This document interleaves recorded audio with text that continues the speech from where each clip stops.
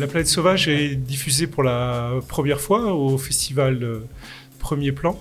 Ça se fait à l'occasion des 50 ans de ce film qui est un film vraiment marquant. Et aussi l'œuvre majeure d'un très grand réalisateur qui connaissait très bien le festival Premier Plan. C'est ainsi que j'entendis pour la première fois prononcer le nom du grand édile des Dragues. La planète sauvage est le premier long métrage d'animation et de science-fiction français, clairement.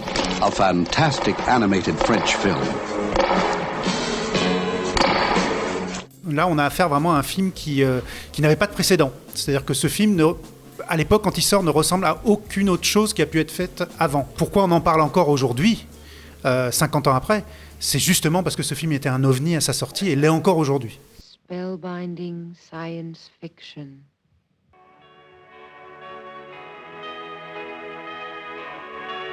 René Laloux est hyper connu au Japon, c'est-à-dire que c'est assez incroyable. Il y a un respect pour son travail.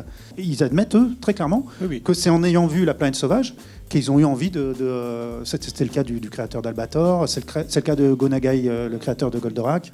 Notre planète possède maintenant 2 satellites, un naturel et un artificiel. Le satellite naturel, la planète sauvage, est réservé à la méditation des dragues. C'est l'occasion de présenter ce film à des spectateurs qui ne l'ont jamais vu. Ce film est un film culte, oui, mais il y a toute une génération, des jeunes générations, qui ne l'ont pas forcément vu et qui le découvrent. Et là, on l'a présenté devant une salle où à 90%, c'était une découverte. Pendant le film, on entendait une langue qu'ils avaient inventée, je suppose. Est-ce qu'il y a un dictionnaire qui a été créé pour ça, justement ? Alors ça, je suis content de cette question là, parce que en fait, au départ, Laloux et Topor voulaient aller beaucoup plus loin que ça. Ils voulaient que tout le film soit dans une langue incompréhensible, une langue inventée.